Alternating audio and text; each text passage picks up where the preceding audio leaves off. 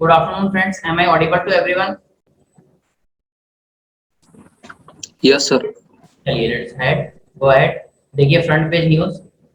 कांग्रेस में political drama continue है, तो वी कैन स्किप इट।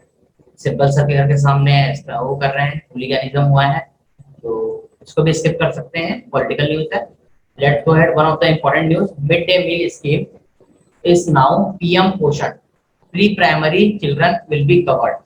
अब देखिए गवर्नमेंट, देखिए वो हमारा जो इंडियन स्टेट है, इस स्कीम के पीछे थोड़ा सुनिए बेटा ध्यान से। ठीक है, इंडियन स्टेट जो है वो है वेलफेयर स्टेट। ठीक है, वेलफेयर स्टेट है, तो हम चाहते हैं कि हम सिर्फ फिजिकल इंफ्रास्ट्रक्चर ही रिबिल्ड ना करें, साथ में हम क्या करें, ह्यूमन रिसोर्स को भी रिबिल्ड करें। ठीक है, अब ह्यूमन रिसोर्स के लिए दो सबसे इंपॉर्टेंट चीज है। ठीक है, पहला है हेल्थ फैसिलिटी, जिसके अंदर न्यूट्रिशन आता है। ठीक है, क्योंकि इंडिया में अभी भी आप देखेंगे तो गर्ल्स में एनीमिया बहुत ज्यादा बड़ी प्रॉब्लम है। एनीमिया, स्टैंडर्ड हाइट ग्रोथ हो रहा है, मेल न्यूट्रिशियस है। ठीक है, अंडर नरिश्ड है हम लोग। ठीक है, इंडिया में बहुत ज्यादा ये चीज स्टैंडर्ड हाइट ग्रोथ है। तो इसके लिए क्या हम हेल्थ पे फोकस कर रहे हैं, हेल्थ में स्पेशली हम न्यूट्रिशन पे। ठीक है, दूसरा चीज हम एजुकेशन पे। तो गवर्नमेंट ने एक स्कीम लाई थी जिसमें दोनों को फोकस हो, मिड डे मील स्कीम। क्या चाइल्ड लेबर एक हार्श रियलिटी है इंडिया की? ठीक है, चाइल्ड लेबर एक हार्श रियलिटी है। Out of economic compulsion, those who belongs to BPL category, उन लोग अपने बच्चों को एज ए चाइल्ड लेबर भेजते हैं। पहले लड़कियों को ड्रॉप आउट कराते हैं स्कूल से, फिर लड़कों को। ठीक है, क्योंकि मोर हैंड टू वर्क, ज्यादा हाथ मिलेंगे काम करने की, ज्यादा इनकम घर पे आएगी, इसीलिए करते हैं। ठीक है, तो इसके लिए गवर्नमेंट ने क्या सोचा, एक स्कीम लेके आएंगे हम, जिसका नाम रखेंगे mid day meal scheme. Basically ये स्कीम क्या रहेगी, आप स्कूल आओ, स्कूल में ही आपको खाना मिलेगा। इससे बोलते हैं ना, वन स्टोन टू बर्ड, वो वाला गवर्नमेंट ने की थी कि आपको हम न्यूट्रिशन सिक्योरिटी भी देंगे, और बराबर इनके लिए पूरा न्यूट्रिशनल चार्ट बना हुआ है कि बच्चों को कितना देना है। ठीक है, जो भी इनकी कैलोरीज रिक्वायरमेंट है, और साथ में हम इनको अच्छी एजुकेशन भी देंगे फ्री ऑफ कॉस्ट। ठीक है, ये गवर्नमेंट का ऑन पेपर था। अब इसमें खाना कैसे मिलता है, अलग अलग स्टेट में अलग अलग है। कई जगह तो ऐसी न्यूज आई है कि सिर्फ चावल और नमक मिला है, ठीक है, बच्चों को खाने में मिड डे मील स्कीम में, ऐसी भी न्यूज आई है। अब ध्यान सुनिए, ये गवर्नमेंट की स्कीम थी मिड डे मील स्कीम, जिससे क्या होगा, एनरोलमेंट रेशियो बढ़ेगा। कई बार क्या होता है, दो बिलोंग्स टू बीपीएल कैटेगरी, उन लोगों के पास क्या खाने के लिए पैसे नहीं होते, तो सोचते हैं स्कूल चले जाते हैं, स्कूल में ही खाना मिल जाएगा हमको। ठीक है, तो इससे क्या होगा, हमारा एनरोलमेंट रेशियो भी बढ़ेगा। एनरोलमेंट रेशियो मतलब क्या होता है, स्कूल में जो बच्चे एडमिशन ले रहे हैं, इसको बोलते हैं एनरोलमेंट रेशियो। ठीक है, एनरोलमेंट रेशियो भी बढ़ेगा हमारा। और क्या होगा, जो हमारे ह्यूमन रिसोर्स में स्टैंडर्ड हाइट है, अगर हम सही उनको न्यूट्रिशन सप्लाई करेंगे, सही न्यूट्रिशन देंगे उनको, तो उनकी जो हाइट, स्टैंडर्ड हाइट है, वो नहीं रहेगी, नॉर्मल हाइट के रहेंगे, हेल्थ वाइज अच्छे रहेंगे, फिजिकली कैपेबल रहेंगे, उनका mental, not only physical but also उनका मेंटल डेवलपमेंट होगा। ठीक है, ये था। अब एक और स्कीम है, इंटीग्रेटेड चाइल्ड डेवलपमेंट स्कीम। ठीक है, ये स्कीम क्या है बेटा, इंटीग्रेटेड चाइल्ड डेवलपमेंट स्कीम, ये गवर्नमेंट की एक फ्लैगशिप स्कीम थी। अब देखो दो तीन प्रॉब्लम आप, जब भी बजट वो आता है, सेंसस आता है, तो क्या दिखे रहता है उसमें, जब हेल्थ वाले इंडिकेटर में आओगे तो दो आपको इंडिकेटर दिखेगा, आईएमआर, एमएमआर। ठीक है, आईएमआर क्या होता है, इन्फेंट मोर्टेलिटी रेट, मतलब कि पर 1000 बच्चों में कितने बच्चे सरवाइव नहीं कर पाए, पैदा होते साथ ही लोग नहीं रहे, इन्फेंट्री एज में ही लोग नहीं रहे, उनका डेथ हो गया है, इसको बोलते हैं इन्फेंट मोर्टेलिटी रेट। ठीक है, एमएमआर क्या है, मैटरनल मोर्टेलिटी रेट, पर 1 लाख मदर में कितनी मदर जो है वाइल गिविंग बर्थ, वो अपना वो जीवित नहीं रहती है, इसको बोलते हैं मैटरनल मोर्टेलिटी रेट। इसको 1 लाख में देखते हैं, चिल्ड्रन को, इन्फेंट को देखते हैं 1000 पे। Do remember this difference. ठीक है, अब जो इन्फेंट मोर्टेलिटी रेट है, एमएमआर है, इसको इंडिया में कम करना था, तो इसके लिए हम लोग क्या लाए, एक स्कीम लाई, इंटीग्रेटेड चाइल्ड डेवलपमेंट स्कीम। इसमें क्या रहेगा, इसमें ये रहेगा कि बच्चों को 6 साल के पहले, ठीक है, आपको कौन सी वैक्सीन लगना है, प्री स्कूल में जो आपका खाना है, ठीक है, आपको क्या खाना प्रोवाइड करना है, ऊपर से जो मदर है उनको इंस्टीट्यूशनल, जैसे कि जो क्या बोलते हैं, प्रेग्नेंट वुमेन है, इनको क्या इंस्टीट्यूशनल डिलीवरी की हम प्रमोट करेंगे। उसके लिए गवर्नमेंट अलग अलग स्कीम लेके आती है, जननी सुरक्षा योजना। ठीक है, इसमें क्या है कि आपको, आपका जो इनकम लॉस भी हुआ है, समझो कोई डे लेबरर है, ठीक है, अगर ये काम करना छोड़ के खाना खाएगी, तो सरकार क्या बोलेगी कि आपको काम करने की जरूरत नहीं है, बिफोर गिविंग बर्थ आप आइए, कहाँ पे, हॉस्पिटल में एडमिट हो जाइए, हम आपको क्या फाइनेंशियल सिक्योरिटी भी देंगे, और हम आपको खाना भी खिलाएंगे, और फ्री में आपका इलाज भी करेंगे। ठीक है, जननी सुरक्षा योजना, ये स्कीम बहुत अच्छी है, पेपर में आई है, मतलब थियोरेटिकल है, प्रैक्टिकल कितना अच्छा इंप्लीमेंटेशन हुआ है वो अदर क्वेश्चन है, बट थियोरेटिकल ये क्वेश्चन है, ये चीज है। ठीक है, तो इंटीग्रेटेड चाइल्ड डेवलपमेंट स्कीम, ये कौन से प्लान में लेके आए थे, शायद हम 10th प्लान में लेके आए थे, 10th 5 ईयर प्लान, ठीक है। पहली बार तो 1975 में लेके आए थे, उसके बाद हमने 10th 5 ईयर प्लान में लेके आए थे ये स्कीम। तो अभी रिसेंटली क्या किया गया है, मिड डे मील स्कीम जो है, ठीक है, इसको हमने क्या कर दिया है नाम पीएम पोषण, और ये बिफोर प्री प्राइमरी स्कूल के बच्चों को भी दिया जाएगा, शायद प्री प्राइमरी या तो स्कूल जाने के पहले भी, ठीक है, स्कूल जाने के पहले भी ये बच्चों को दिया जाएगा। तो let's go head with this news, इसको पढ़ लीजिए, बहुत इंपॉर्टेंट है, ठीक है। मैंने लगभग सारा बैकग्राउंड आपको बता दिया है, please go head with this news. पढ़ के हो जाएगा तो give me a thumbs up.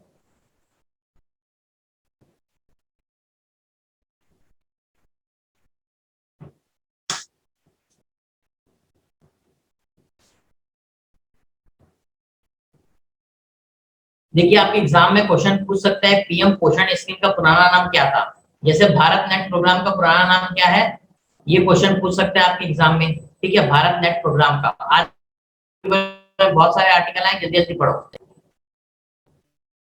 चलिए let's go head another news.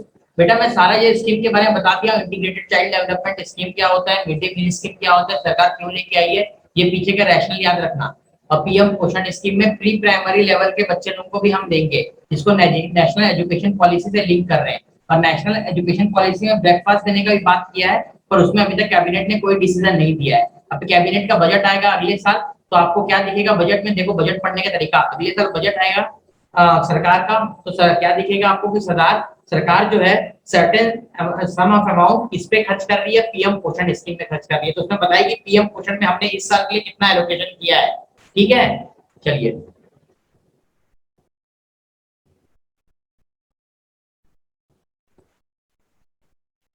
see the situation of butterfly habitats based on dog shelters now among 67 butterfly habitats in capital। Butterfly की हमने बनाया था, बना तो देते हैं हम, project to create corridor for them, उनके लिए बनाया गया था, लेकिन सिचुएशन देख लीजिए आप, हम मैनेज नहीं कर पा रहे, ठीक है। Okay let's go ahead. Again government and politics, we can skip it.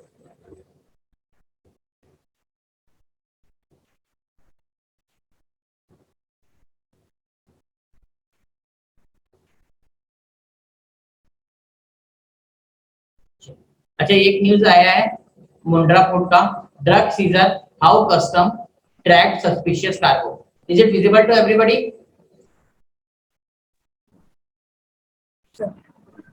बेटा is this news visible to everybody? Yes, sir. चलिए इसमें एक इंस्टीट्यूशन का नाम दिया डायरेक्टरेट ऑफ रेवेन्यू इंटेलिजेंस, ठीक है। थोड़ा इसके बारे में जान लेते हैं, कई बार आप लोग सुनते हैं directorate of revenue intelligence, enforcement directorate, तो एनफोर्समेंट डायरेक्टरेट के बारे में तो हमने पढ़ लिया है, डायरेक्टरेट ऑफ रेवेन्यू इंटेलिजेंस क्या है ये सुनिए। देखिए सबसे पहले इसके नाम में डायरेक्टरेट ऑफ रेवेन्यू इंटेलिजेंस आया है, इंटेलिजेंस आया इसका मतलब ये क्या है, ये इंफॉर्मेशन गैदरिंग करने का काम करती है, ठीक है। सबसे पहले ये जानिए इंटेलिजेंस आया है मतलब ये इंटेलिजेंस गैदरिंग करने का काम करती है, इंफॉर्मेशन गैदर करने का, ठीक है। उसके बाद फिर क्या है, फिर ये क्या काम करती है, साथ में ये इन्वेस्टिगेशन भी करती है और ऑपरेशंस भी करती है, किसमें, स्मगलिंग एंटी स्मगलिंग के लिए। मतलब अगर कोई भी स्मगलिंग हो रही है देश में, ठीक है, कोई भी स्मगलिंग हो रही है तो उसके लिए कौन एक्शन लेगा, उस पे कौन लेगा, उस पे लेगा डायरेक्टरेट ऑफ रेवेन्यू इंटेलिजेंस। अगर मनी लॉन्ड्रिंग हो रही है कहीं पर भी, करेंसी में ट्रेड में कुछ घोटाला हो रहा है, तो उसमें कौन लेगा, एनफोर्समेंट डायरेक्टरेट एक्शन लेगी, ठीक है। और अगर ड्रग्स का वो चल रहा है, रैकेट चल रहा है, कुछ चल रहा है, तो नार्कोटिक्स कंट्रोल ब्यूरो लेगी उसमें, ठीक है। और कई बार ये एकदम वाटर टाइट सेपरेशन नहीं होता, ये एजेंसी इन टांडेम भी वर्क करती है, एक दूसरे को कोऑपरेट करते हुए भी, ठीक है।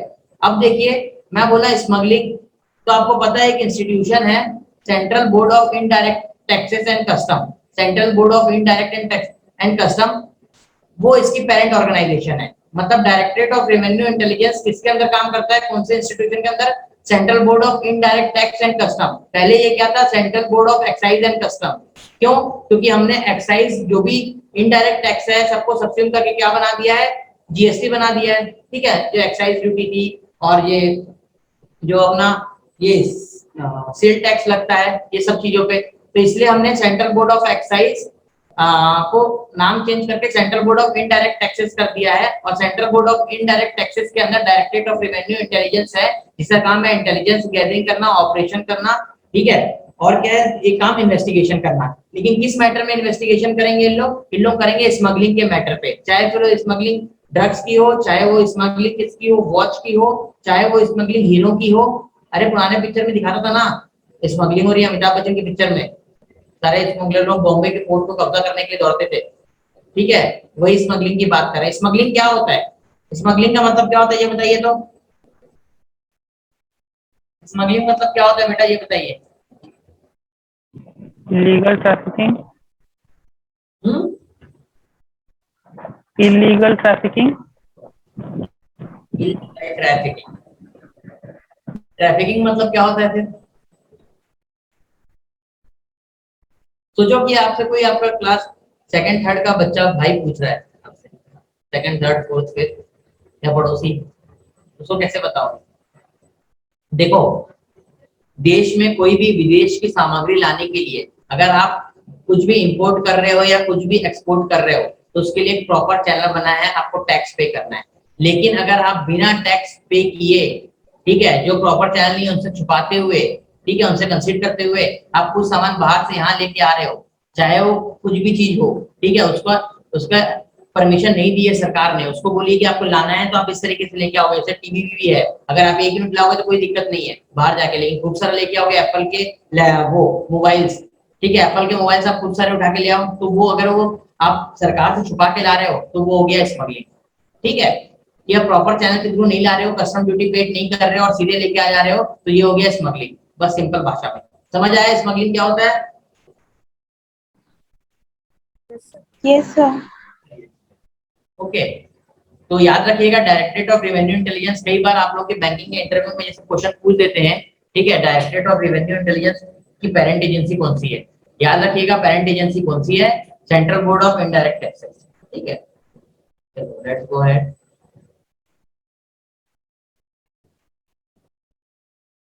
चलिए देखिए, India UK likely to announce green grid at COP 26 summit. मेरे को ये बताइए सीओपी 26 कहाँ हेल्ड होने वाला है? ग्लासगो। ग्लासगो। ग्लासगो कहाँ पर है? स्विट्जरलैंड। हाँ बेटा, स्कॉटलैंड। स्कॉटलैंड। स्कॉटलैंड। और स्कॉटलैंड कहाँ है? यूके में, ठीक है।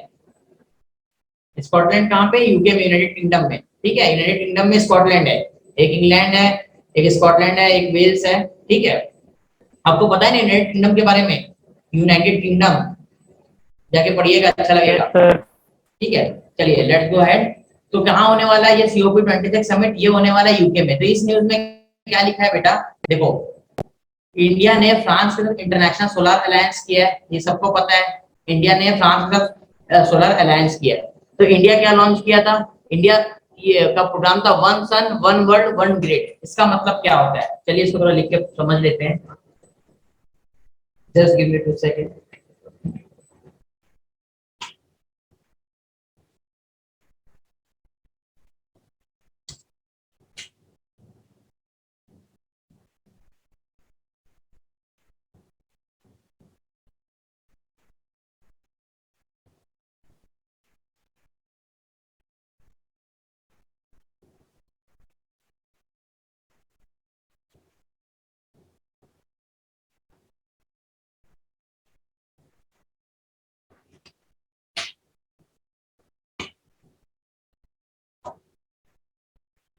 देखिए, इंडिया और फ्रांस ने, ठीक है, इंडिया और फ्रांस ने क्या लॉन्च किया था? International solar alliance. इंटरनेशनल, ठीक है, सोलर अलायंस। ये अलायंस ये है बेटा, ठीक है, अलायंस ये इंडिया और फ्रांस ने मिलकर किया था, फ्लैगशिप प्रोग्राम था। इसमें इंडिया क्या बोल रहा है? इंडिया इनिशिएट कर रहा है कि एक वन वर्ल्ड है, ठीक है, वन सन है, एक ही सन है, एक वर्ल्ड है, और एक ग्रिड होना चाहिए। ग्रिड मतलब क्या होता है? जैसे कि हमने जब पीएम कुसुम योजना पढ़े थे तब भी मैं ग्रिड वर्ड यूज लाया था, पीएम कुसुम योजना। किसी एक भी बच्चे को याद है ये क्या है, पीएम कुसुम योजना? चलो कोई नहीं भी आता है तो इसके अंदर क्या कर रहे हैं हम फार्मर्स को सोलर पैनल वाला इरिगेशन पंप और सोलर पैनल हम फ्री ऑफ कॉस्ट दे रहे हैं, ठीक है। अब ग्रिड मतलब क्या होता है, ध्यान से सुनिएगा। देखिए हमारे का जो इलेक्ट्रिसिटी आ रही है ये कहाँ प्रोड्यूस, एनटीपीसी में बन रही हुई है, national thermal power corporation Korba में, ठीक है। वहां से क्या है आप देखेंगे हर जगह ऐसे एंटीने से, ठीक है, ये समझ लो गंदा है सर का ड्राइंग, ऐसे एंटीने से ये केबल जुड़ी है, ऐसे ऐसे करके ये लोग जा रहे हैं हर जगह, ठीक है, हर जगह इलेक्ट्रिसिटी प्रोवाइड कर रहे हैं, ठीक है, ऐसे करके। तो इसको क्या बोलते हैं, इसको बोलते हैं ग्रिड कनेक्टिविटी, ठीक है, ग्रिड कनेक्टिविटी। इसलिए जब भी हमने पढ़ा होगा बीच में कि अगर साइबर अटैक होगा, अगर साइबर अटैक होगा, ठीक है, साइबर अटैक होगा तो ये क्या, यहाँ से भी ये ऑपरेट करते होंगे जिस भी कंप्यूटर सिस्टम से इसको अटैक करेंगे और पूरे देश की बिजली सिंगल गो में चली जाएगी, सिंगल गो में पूरे देश की बिजली जा सकती है साइबर अटैक हुआ तो। अच्छा मुझे ये बताइए कौन सा इंस्टीट्यूशन रिस्पॉन्सिबल है इंडिया में साइबर पॉलिसीज और साइबर अटैक को रोकने के लिए, उसका नाम बता दीजिए। कई बार डिस्कस, हाँ सर्टेन, दैट्स गुड बेटा, सर्टेन इसका फुल फॉर्म पूछता है, ठीक है, computer emergency response team India. चलो ठीक है, तो इसको बोलते हैं ग्रिड कनेक्टिविटी कि हमने जो इसे किया है। अब ये क्या बोल रहे हैं इसमें, एक पीएम कुसुम योजना में ऑफ ग्रिड बोला गया है, ऑफ ग्रिड इसका मतलब क्या होता है, ऑफ ग्रिड मतलब कि आप इसको छोड़ के, इसको हटा के आप कहीं और खुद से इलेक्ट्रिसिटी जनरेट कर रहे हैं। जैसे मैंने सोलर पैनल लगा दिया यहाँ पर, ठीक है, यहाँ पे सोलर पैनल लगा दिया, यहीं पे लाइट दे दिया, ठीक है, और यहाँ पे बैठ के मैं पंचायत में सारे काम कर रहा हूँ, मेरा कंप्यूटर सिस्टम भी इसी से चल रहा है, तो ये ऑफ ग्रिड कनेक्टिविटी हो गया, ठीक है। क्यों, क्योंकि सोलर पैनल से चल रहा है, ये सोलर फोटोवोल्टेइक सेल से चल रहा है ये, ठीक है, फोटोवोल्टेइक सेल होता है, उससे हम लोग सोलर एनर्जी को ट्रैप करके इलेक्ट्रिकल एनर्जी में कन्वर्ट करते हैं, ठीक है। चलिए अब ये क्या बोल रहे हैं इसमें, वन सन, ठीक है, वन वर्ल्ड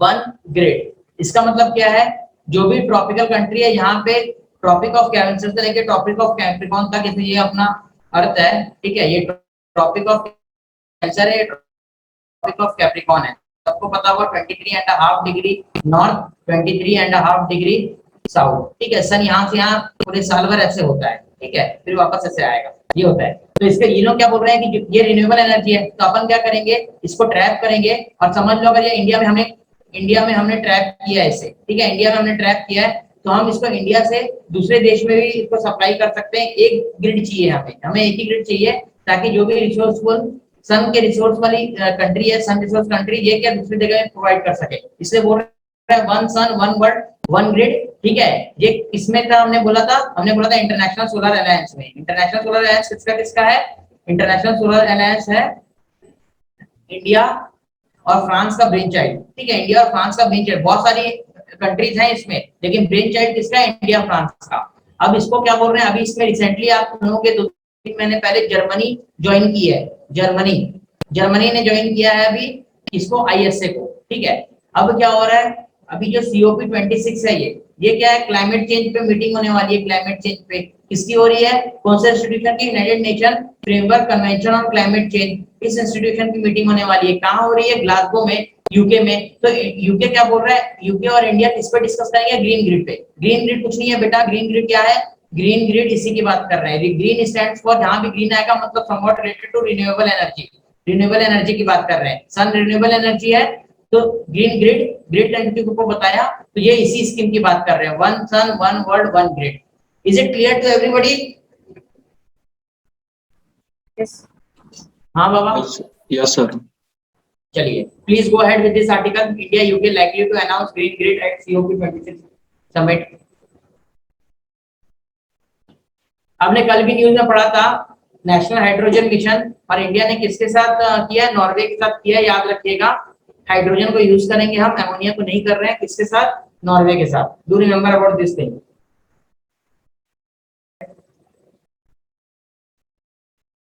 ये देखिए एक और इंस्टीट्यूशन आया है, Taliban regime writes to directorate general of civil aviation resume flight, ठीक है, directorate general of civil aviation, ठीक है, ध्यान से देखिएगा, ये भी एक इंपॉर्टेंट इंस्टीट्यूशन है। कई बार बच्चे सुनते हैं पर पता नहीं होता क्या है ये, ठीक है, directorate general of civil aviation, DGCA, ठीक है, सिविल एविएशन। सिविल एविएशन है, इसका मतलब सिविल मतलब जो ना, और एविएशन, एविएशन मतलब एयरक्राफ्ट, सिविल मतलब सिविलियन पर्पस के लिए, मतलब मिलिट्री वाले एयरक्राफ्ट की बात नहीं कर रहे हैं, ठीक है। डायरेक्टरेट जनरल, अब बेसिकली इनका काम क्या है डायरेक्टरेट जनरल का, ये रेगुलेट करते हैं सिविल एविएशन को, ठीक है, सिविल एविएशन को रेगुलेट करते हैं। और क्या ये काम करते हैं कि सबसे पहले फंक्शंस देख लीजिए, फंक्शंस क्या क्या है, ठीक है।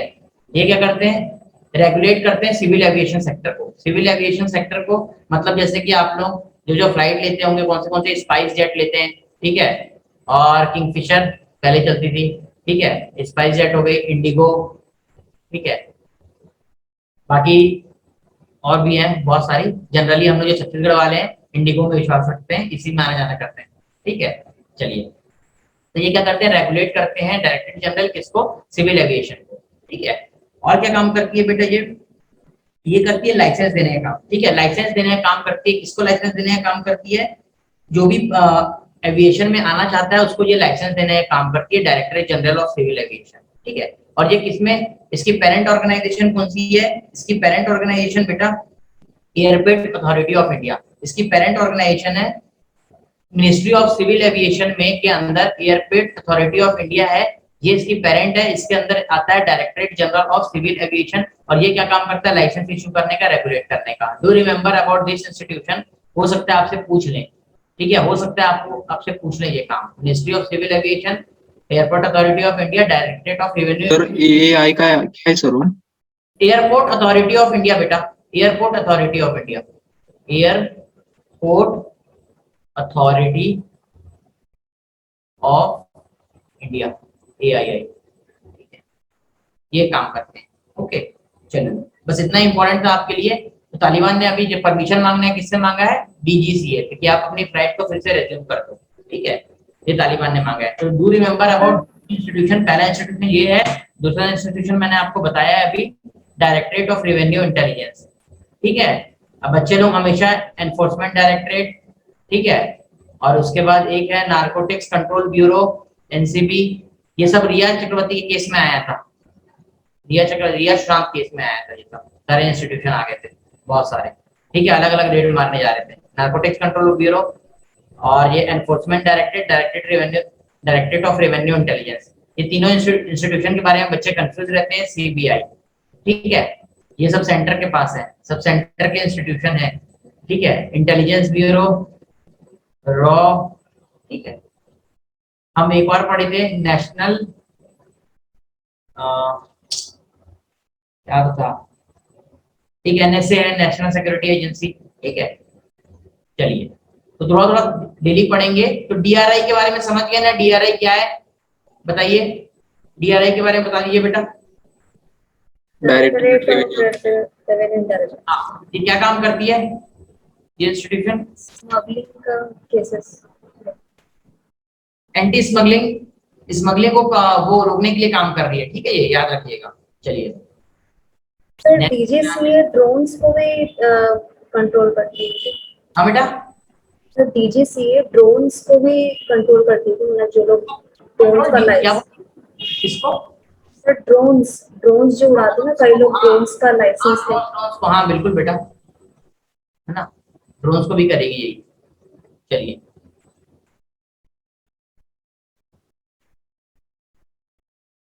देखिए एग्रीकल्चर का फिर से न्यूज आया है, नो मोर पुडलिंग, ठीक है, challenges like climate change call for farm research to take centre stage just like during the green revolution, ठीक है।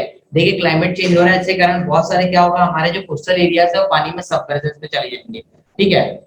उसके कारण क्या हो सकता है कि हमको इनसिक्योरिटी हो जाए। दूसरी चीज क्या हो सकता है, क्लाइमेट चेंज के कारण बहुत ज्यादा गर्मी पड़ने लगे, ठीक है, तो ड्रॉट रेसिस्टेंट, हीट रेसिस्टेंट, ठीक है, ये वाले क्रॉप भी हमको चाहिए थोड़े से। इसलिए बोल रहे हैं कि क्या करना है, क्लाइमेट चेंज को एड्रेस करने के लिए, जो भी चैलेंज है उसको एड्रेस करने के लिए हमको क्या रिसर्च में वो होना पड़ेगा, ठीक है, रिसर्च में इंडल्ज होना पड़ेगा, वही बात कर रहे हैं। तो अभी इतना टाइम नहीं है, इसको बाद में पढ़ सकते हैं हम लोग। Let's go head with the rural death trap, ठीक है, द रूरल डेथ ट्रैप, बेटा ये अच्छा आर्टिकल है, ठीक है, क्योंकि रूरल सेक्टर बहुत इंपॉर्टेंट है।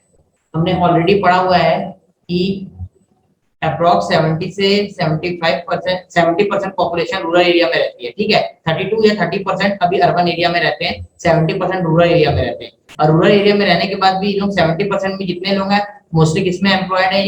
ये एम्प्लॉयड है एग्रीकल्चर सेक्टर में, ठीक है। जो रूरल डेट ट्रैप, डेट की बात मतलब क्या है? जो रूरल सेक्टर है, रूरल एरिया है, वो किसमें ट्रैप हुए हैं? कौन सा इनका उधारी वाले ट्रैप में फंसे हुए हैं, ठीक है। उधारी दिए, फिर उससे एक उधारी को पे करने के लिए दूसरा उधारी लिए, फिर कहीं और से उधारी लिए, तो डेट ट्रैप में फंसे हुए हैं। Inadequate access to affordable credit, affordable credit ये क्या बोल रहे हैं आप लोग बैंकिंग वाले, ध्यान से सुनिएगा। Inadequate access to affordable credit, ठीक है, मतलब ये है कि जैसे हम सारे फाइनेंशियल इंक्लूजन क्यों कर रहे हैं? गवर्नमेंट इतना फ्लैगशिप स्कीम चला रही है फाइनेंशियल इंक्लूजन के लिए since the time of independence. What is the reason? हाँ, क्या रीजन है बेटा उसके पीछे? उसके पीछे ये रीजन है कि जब भी अगर जैसे कि मैं बैंक के चैनल से हो गया, क्या मैं बैंकिंग सेक्टर से इंक्लूड हो गया, ठीक है, मेरे को फाइनेंशियली इंक्लूड कर दिया गया है, अब मेरे को लोन की जरूरत है, सरकार ने बहुत सारी स्कीम लेके आई है, तो मेरे को उस लोन से मैं सीधे फाइनेंशियल इंस्टीट्यूशन से लोन लूंगा जो मेरे को चीट नहीं करेंगे। लेकिन मनी लेंडर से लूंगा तो क्या होगा? मैं मनी लेंडर के क्लॉज में फंस सकता हूँ, ठीक है, बार बार फिर मैं जीवन भर उसको पे करते रहूंगा, इतना एक्सॉर्बिटेंट इंटरेस्ट वो फाइल करेंगे मेरे ऊपर, ठीक है। तो क्या बोल रहे हैं, ये जो एक्सेस है अफोर्डेबल क्रेडिट का, ये इनएडिक्वेट है, ठीक है, lies at the heart of the rural distress. मतलब ये जो रूरल डिस्ट्रेस हुआ है उसके हार्ट में सबसे बड़ा प्रॉब्लम क्या है कि आपका अफोर्डेबल क्रेडिट एक्सेसिबिलिटी नहीं है, ठीक है। चलिए इसको पढ़िए जल्दी से, फिर एक और आर्टिकल करना है, हो गया। फ्रेंड्स आपका टाइम हो रहा है, इसको स्किप करते हैं, आप इसे बाद में पढ़ लीजिएगा। जो मैंने बताया आपको शॉर्ट में बस उतना ही बताया गया है। Let's directly go to the economy page बेटा, let's directly go to the economy page. देखिए इकोनॉमी पेज में 2-3 अच्छी न्यूज आई है, सबसे पहले इसको डिस्कस कर लेते हैं, ठीक है। जो बच्चे बैंक का तैयारी कर रहे हैं सुनते जाइएगा। IOB, Indian overseas bank, out of PCA watch list. PCA क्या है? प्रॉम्प्ट करेक्टिव एक्शन, ठीक है, अब ध्यान से सुनिएगा, ठीक है।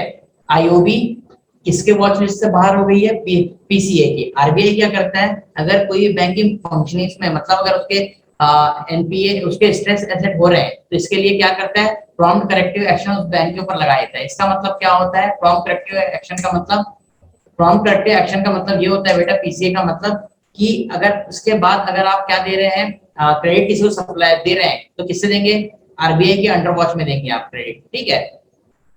और क्या करोगे आप? जो आपका रेशियो है सीआरएआर वो क्या रहेगा? वो भी आरबीआई उसको देखेगा, ठीक है। तो जैसे ही प्रॉम्प्ट करेक्टिव से एक्शन से बाहर हुआ आईओबी का शेयर प्लम कर गया, अपर सर्किट मारा है शेयर मार्केट में 20% का, ठीक है। तो आप लोग बस इतना याद रखिएगा बैंक वाले बच्चे अपने करंट अफेयर्स में कि प्रॉम्प्ट करेक्टिव जो लिस्ट है, ठीक है, वो किसकी प्रॉम्प्ट करेक्टिव एक्शन जो आरबीआई का है उसकी लिस्ट से बाहर हो गया इंडियन ओवरसीज बैंक। ये सबसे इंपॉर्टेंट है आपके लिए, ठीक है। अब देखिए एक और न्यूज आया है, ध्यान से सुनिएगा। Cabinet clears ECGC listing ₹4,400 crore infusion over 5 years। Please मुझे ये बता दीजिए ये इंस्टीट्यूशन के बारे में बस इतना, एक्सपोर्ट क्रेडिट गारंटी कॉर्पोरेशन, इसका फुल फॉर्म है, आपके एग्जाम में फुल फॉर्म पूछ सकता है, डेफिनेटली कई बार पूछ सकता है फुल फॉर्म, ठीक है। Export credit guarantee corporation of India. बताइए ये इंस्टीट्यूशन क्या काम करता है?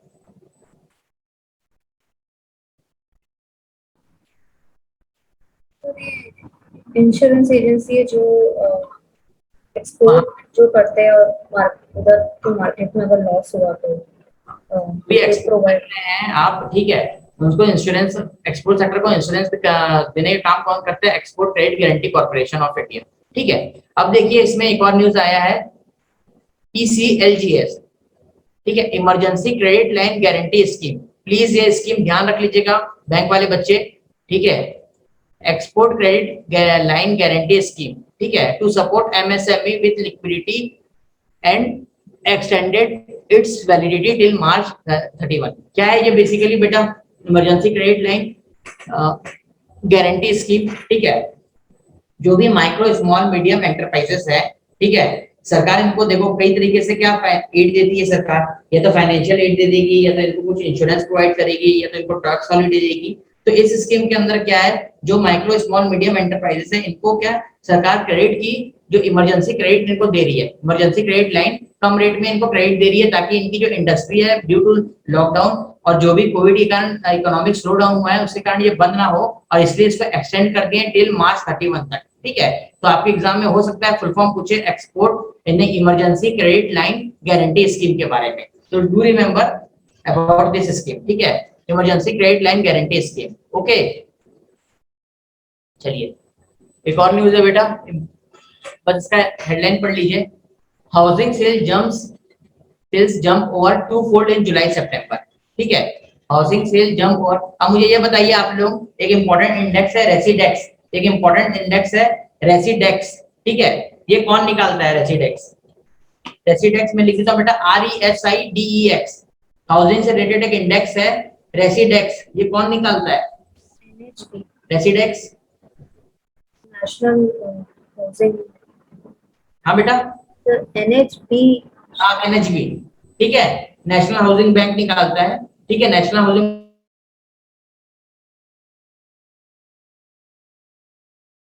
एजेंसी है। रीफाइनेंस एजेंसी मतलब क्या होता है, मुझे ये बताइए। हाँ फ्रेंड्स, रीफाइनेंस एजेंसी क्या होता है ये बताइए आप लोग। चलिए ध्यान से सुनिए, रीफाइनेंस एजेंसी क्या होता है बेटा।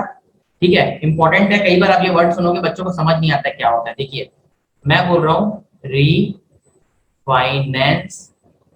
एजेंसी। ठीक है, मैंने ये क्या होता है, जैसे मैंने बोला नेशनल हाउसिंग बैंक NHB एक प्रकार का रीफाइनेंसिंग एजेंसी है। मुद्रा बैंक एक प्रकार का रीफाइनेंसिंग एजेंसी है। ठीक है, एक मिनट बेटा,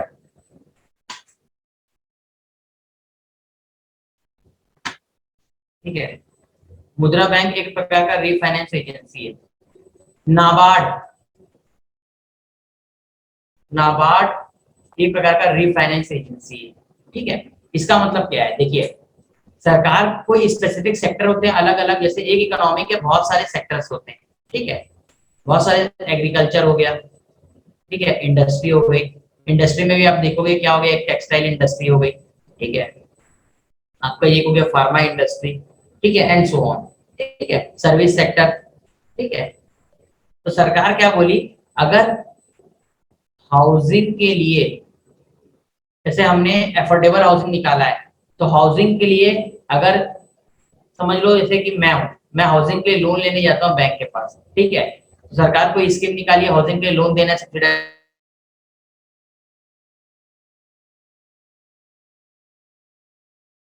बैंक को ये पैसा दे देगा, और सरकार नेशनल हाउसिंग बैंक में कुछ पैसे डाल के रखी रहती है। ठीक है, मुद्रा योजना क्या है, जैसे स्टार्टअप स्टैंड अप इंडिया सरकार लॉन्च की है, स्टार्टअप स्टैंड अप इंडिया। इसमें क्या बोली कि SC ST एंड वुमेन, इनको अगर क्या खोलना है, ये एंटरप्रेन्योर बनना चाहते हैं अपना, ठीक है, छोटा मोटा अपना कुछ भी चीज ये खोलना चाहते हैं, तो इनको हम क्या करेंगे, बैंक इनको लोन देगा, कोलैटरल फ्री लोन। क्या देगा, कोलैटरल फ्री लोन देगा बैंक इनको, कोलैटरल फ्री लोन। ठीक है, अब कोलैटरल फ्री लोन दे रहा है, ये डिफॉल्ट कर गया, इनका लोन डिफॉल्ट कर गया कल को। ठीक है, इनका लोन कल को डिफॉल्ट कर गया, तो बैंक का तो NPA बढ़ जाएगा। तो ये जो डिफॉल्ट किया है इसको कौन सफाइज करेगा, मुद्रा बैंक जो आया है। ठीक है, माइक्रो यूनिट डेवलपमेंट जो बैंक आया है, ये क्या करेगा, जो भी ये लोन डिफॉल्ट किया है वो उतना ही पैसा बैंक को ये देगा। ठीक है, ये अगर जो स्टार्टअप इंडिया स्कीम में जो लोन लेते हैं, तो एक प्रकार से ये बैंक को रीफाइनेंस कर रहा है, तो ये रीफाइनेंस एजेंसी हो गया। नाबार्ड क्या काम करता है, अगर जो भी बैंक एग्रीकल्चरल लोन दे रहा है और वो लोन डिफॉल्ट होता है, तो एग्रीकल्चर और रूरल डेवलपमेंट के लिए किसके किसके लोन देता है, ये रीफाइनेंस करता है, रूरल डेवलपमेंट, ठीक है, और एग्रीकल्चर। समझ आया क्या होता है? हाँ बेटा, समझ आया रीफाइनेंस एजेंसी? अरे सबका माइक ऑफ है क्या? चैट में लिख के बता दीजिए। चलिए ठीक है, okay, that's all for today. या अगर नहीं आया तो डाउट पूछ सकते हैं, बस इतना ही इंपॉर्टेंट न्यूज था। नेशनल हाउसिंग बैंक याद रखिएगा, रीफाइनेंस एजेंसी क्या होता है ये याद रखिएगा। ठीक है सर, ओके। सर, हाँ बेटा बोलो। सर एक बात पूछो सर, टॉपिक के बारे थोड़ा। कौन से टॉपिक के बारे में बेटा? सर मतलब सर वो स्टॉक मार्केट में होता है ना सर, वो बुल रहता है और बियर रहता है ना। हाँ हाँ, बोलिए सर, बेरिश। हाँ, तो फिर सर जो बुल रहता है उनको जब शेयर का प्राइस बढ़ता है तब उनको प्रॉफिट होता है, और बियर रहता है जब शेयर के प्राइस गिरते तब उनको प्रॉफिट होता है ना। हाँ तो देखो, फिर सर बियर लोगों को जब शेयर के प्राइस गिरता है तब उनको प्रॉफिट कैसे होता है? सुनो सुनो सुनो सुनो, बुलिश और बेरिश मतलब क्या होता है, ये दो वर्ड का मतलब, जब स्टॉक मार्केट तेजी से भाग रहे हैं तो उसको बोलेंगे बुलिश, और जब एकदम स्टैंड स्टिल में रुके हुए हैं, ठीक है, बिल्कुल नहीं चल रहे हैं, उसको बोलेंगे बेयरिश। बस ये समझिए, ठीक है। अब आप जो सेकंड पूछे कि स्टॉक मार्केट गिरता है तो फायदा कैसे होता है, क्योंकि हम क्या करते हैं इसमें, फ्यूचर में बोलते हैं कि इसको फ्यूचर में हम इस रेट में बेचेंगे, इस रेट में खरीदेंगे, पहले से ही डिसाइड कर लेते हैं, ठीक है, इसलिए इनको फायदा होता है। Is it clear? बुलिश और बेयरिश का मतलब समझे आप? यस सर, चलो ठीक है, ओके, थैंक यू बेटा। Thank you sir, bye.